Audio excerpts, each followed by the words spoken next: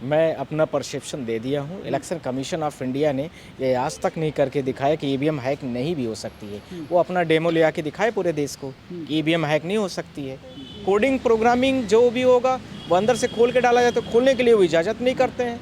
जब खोल के आपको दे दी जाएगी तब आप कोडिंग कर देंगे तो ईवीएम आपके हिसाब से काम करेगी। कौन सी ईवीएम कहाँ लगाई जा रही है आप पब्लिक डोमेन में आज तक नहीं कर रहे हैं। कौन सा ऑफिसर ने कोडिंग किया है ये भी आप नहीं देना चाहते हो। किस ऑफिसर ने कैसे किस प्रकार की प्रोग्रामिंग डाल रहा है ये भी नहीं आप कर रहे हो। जिले में कौन सा ऑफिसर उसको कंट्रोल कर रहा है ये भी नहीं आप बताना चाहते हो। इलेक्शन कमीशन ऑफ इंडिया यहाँ पर गैर जिम्मेदाराना तरीके से बात कर रहा है। उसको ऐसा नहीं करना चाहिए। उसका काम सिर्फ फ्री और फेयर इलेक्शंस कंडक्ट कराना ही उसकी जवाबदेही और जिम्मेदारी और नैतिक और मोरल्स दोनों अधिकार है। चल वीवीपैट खराब हो गए एकाएक, कौन सा वीवीपैट था 10 दिन में ही खराब हो गया, 5 दिन में खराब हो गया। आप लोग खुद सारे लोग समझ सकते हैं। ईवीएम का विवाद लगातार बढ़ता हुआ दिखाई दे रहा है। पिछली बार जब मैंने नरेंद्र मिश्रा से बात किया था, सुप्रीम कोर्ट के बड़े वकील हैं, इन्होंने कहा था कि ईवीएम में धांधली होती है, ईवीएम के जरिए सेटिंग की जाती है। मेरे साथ खुद मिश्रा जी मौजूद हैं। अभी भी आप उस बात पर कायम हैं, ईवीएम से सेटिंग होती है, ईवीएम में सेटिंग होती है, धांधली होती है? मैं अपनी बात से कभी नहीं मुकरता, इस चीज़ को ध्यान रखना। मैं अपना परसेप्शन दे दिया हूँ। इलेक्शन कमीशन ऑफ इंडिया ने ये आज तक नहीं करके दिखाया कि ईवीएम हैक नहीं भी हो सकती है। वो अपना डेमो ले आके दिखाए पूरे देश को कि ईवीएम हैक नहीं हो सकती है। मैं कहता हूँ हो सकती है, आप कहते हो नहीं हो सकती, तो आप दिखाओ ना। मेरा जितना प्रश्न है उससे बड़ा तो आपके साथ में क्वेश्चन जुड़ा हुआ है कि आपने आज तक कहाँ दिखाया पूरे भारत देश में कि ईवीएम को कोई हैक नहीं कर सकता है। वो कभी भी ईवीएम को खोल के नहीं देते हैं। कोडिंग तो अंदर से डाली जाती है, जाहिर सी बात है। कोडिंग प्रोग्रामिंग जो भी होगा वो अंदर से खोल के डाला जाए, तो खोलने के लिए वो इजाज़त नहीं करते हैं। जब खोल के आपको दे दी जाएगी तब आप कोडिंग कर देंगे तो ईवीएम आपके हिसाब से काम करेगी। आप किस पार्टी को जिताना चाहते हैं, क्या करना चाहते हैं, मेरा नहीं मतलब है। आप 3-4 चीज़ों को और भी नहीं करना चाहते हैं। ईवीएम में क्या डिस्पैच नंबर कहाँ भेजा जा रहा है, कौन सी ईवीएम कहाँ लगाई जा रही है आप पब्लिक डोमेन में आज तक नहीं कर रहे हैं।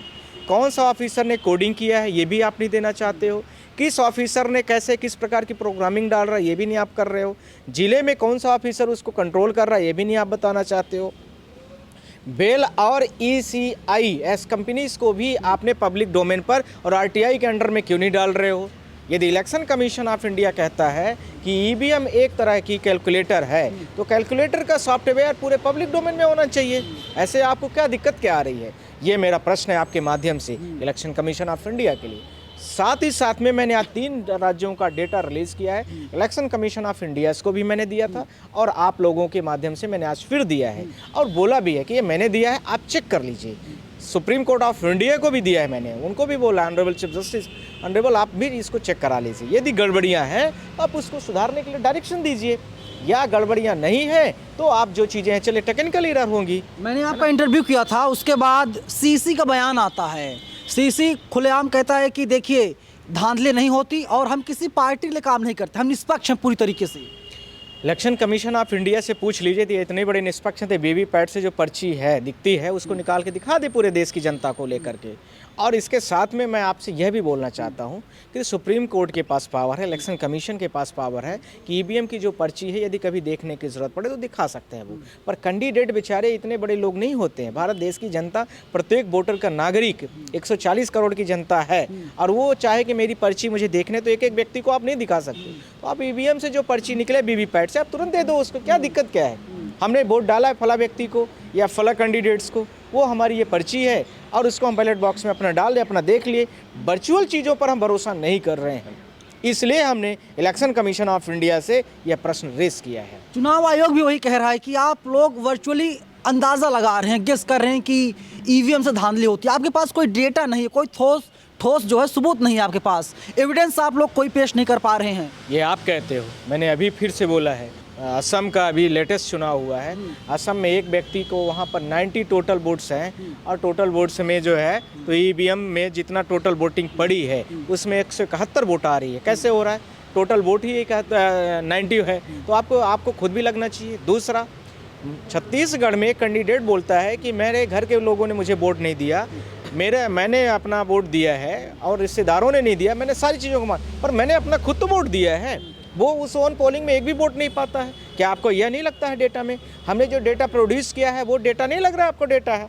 क्या इलेक्शन कमीशन ऑफ इंडिया जिस चीज़ को कहीं आपको डेटा लगता है, इलेक्शन कमीशन ऑफ इंडिया यहाँ पर गैर जिम्मेदाराना तरीके से बात कर रहा है। उसको ऐसा नहीं करना चाहिए। उसका काम सिर्फ फ्री और फेयर इलेक्शंस कंडक्ट कराना ही उसकी जवाबदेही और जिम्मेदारी और नैतिक और मोरल्स दोनों अधिकार हैं, उसको करना चाहिए। आपसे बात करके यही लग रहा है कि चुनाव आयोग झूठ बोल रहा है, ऑन कैमरा हो ऑफ कैमरा हो, लेटर के माध्यम से या जिस माध्यम से वो कनेक्ट करने की कोशिश करता है। देखिए, इलेक्शन कमीशन ऑफ इंडिया क्या करता है मैं नहीं जानता हूं, पर इलेक्शन कमीशन ऑफ इंडिया ऐसा फ्री फेयर इलेक्शंस कंडक्ट नहीं करा रहा है, जिसके लिए वो खुद जिम्मेदार है।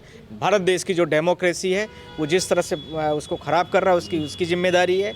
भारत देश की लोकतंत्र को ख़त्म करने का सबसे बड़ा जो जवाबदेही है इलेक्शन कमीशन ऑफ इंडिया की है। वो सब चीज़ों को जिम्मेदारी और जवाबदेही दोनों उसकी है। अदालत की चौखट पर पूरा मामला है, आप लोग लेकर गए थे, 1 महीने ज़्यादा का वक्त गुजर गया, कोई भी अभी तक रिजल्ट नहीं आया सामने। देखिए, कुछ चीज़ों को रिजल्ट आप ऐसा नहीं कह सकते कि रिजल्ट नहीं है। पूरे भारत देश की जनता है, पूरे भारत देश की जनता इस समय पर देख रही है, और ऐसा नहीं है देख रही है कि जनता के साथ किस तरह से अन्याय हो रहा है, किस तरह से उसके वोटिंग राइट्स का ख़त्म किया जा रहा है, किस तरह से सुप्रीम कोर्ट में जो है तो भारत देश की जनता की आवाज़ पहुँच चुकी है, और इलेक्शन कमीशन ऑफ इंडिया उसमें कोई कार्रवाई और संज्ञान नहीं लेता है। इसमें आप लोग खुद देखेंगे कि जब इलेक्शन पिटीशन हमारी लागू हुई तो उसके बाद क्या ज़रूरत थी कि ईवीएम सारी खराब होने के नाम पर आपने बेंगलुरु भेज दिया।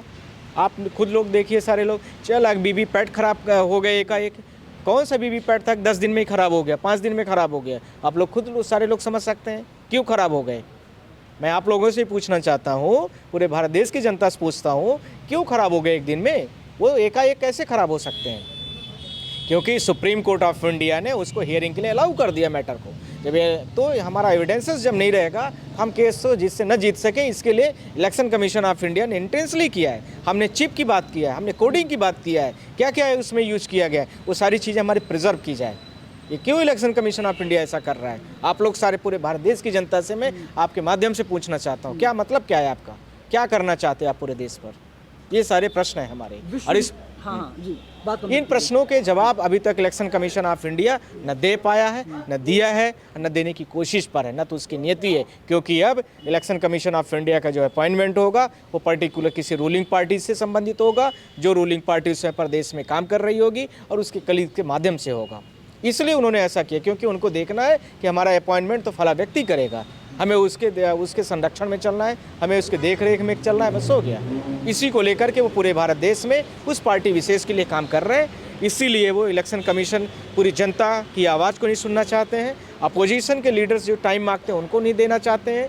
इसीलिए उनका जो अपॉइंटमेंट है उस अपॉइंटमेंट गलत है या सही है उस पर कोई बात नहीं रखना चाहते हैं। इसीलिए वो पूरे भारत देश को, डेमोक्रेसी को खतरे में उत्पन्न करना चाहते हैं। क्या फैसला आने वाला सुप्रीम कोर्ट से, क्या लगता है? मैं आप लोगों के माध्यम से बोल दिया कि 16 तारीख को मैंने इलेक्शन कमीशन ऑफ इंडिया को पूरा डेटा दे दिया हूँ। उसके बाद उन्होंने उसमें कोई कंसर्न नहीं लिया। मैंने आपसे बोला है, बार बार बोला कि जितनी मैं प्रेस कॉन्फ्रेंस किया हूँ सब में यही बोला हूँ कि मैंने डेटा प्रोड्यूस किया है इलेक्शन कमीशन के साइड से।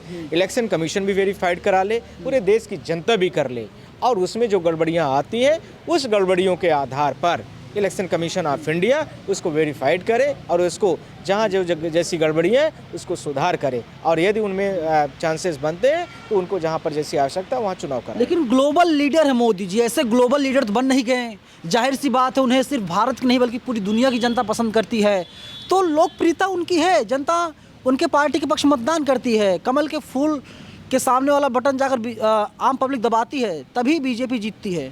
मेरा यह विषय नहीं है कि कौन जीत रहा है कौन हार रहा है। मैं देश के इसके लिए नहीं कर रहा हूँ, मैं देश की जनता के लिए ये कर रहा हूँ कि फ्री फेयर इलेक्शन हो। कोई पार्टी जीतेगी हारेगी उससे मेरा मतलब नहीं है। जो अच्छा करेगी वो जीते वो हारे वो अलग विषय है। मेरा मतलब कि इलेक्शन कमीशन जो ऑफ इंडिया है, मेरा कॉन्फिडेंस वोट जो मैं देता हूँ उस पर बना के रखे, सिर्फ यही है। बीजेपी क्या है, नरेंद्र मोदी क्या है, वो देश के एक नागरिक है, मैं बस इतना ही जानता हूँ। डंके की चोट पे बोल रहे हैं आप कि ईवीएम में धांधली होती है। डंके की चोट क्या होता है? मैंने पूरा एविडेंस इलेक्शन कमीशन को दे दिया, सुप्रीम कोर्ट को दे दिया, आप लोगों के सामने पूरे भारत देश की जनता को दे दिया, सबको दे दिया मैंने। अब इसके अलावा क्या बचता है आप बताइए ज़रा। और मैंने क्वेश्चन भी रेज कर दिया हूँ, कितने चीज़ों का मुझे जवाब चाहिए, और इलेक्शन कमीशन ऑफ इंडिया उसको पोर्टल में करे।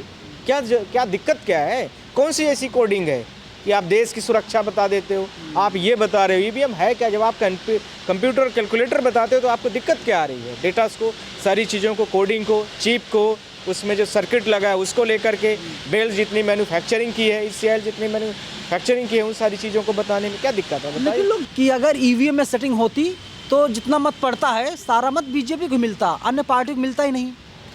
मैं ये नहीं कह रहा हूँ कि अन्य पार्टियों को भी मिलेगा, पर डिफरेंसेस आप सर्टिफिकेट के लिए पर्याप्त होना चाहिए उतना।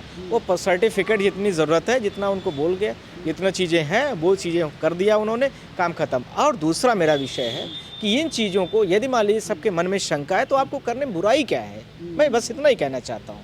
बिल्कुल, सवाल यही है कि अगर लोगों के मन में शंका है, तमाम सुप्रीम कोर्ट के वकील हैं, उन लोगों के मन में शंका है तो चुनाव आयोग के सामने आना चाहिए और चुनाव आयोग को बताना चाहिए कि देखिए ईवीएम है, हम आपको दे रहे हैं, आप जा करके हैक करके दिखाइए, आप इसे ले जाइए, 2 दिन 4 दिन बाद हमें दीजिएगा जब हैक हो जाएगा। लेकिन चुनाव आयोग पूरी तरीके से खामोश है और नरेंद्र मिश्रा जैसे तमाम बड़े वकील हैं जो खुल के कह रहे हैं कि ईवीएम में सेटिंग होती है, ईवीएम के जरिए धांधली होती है।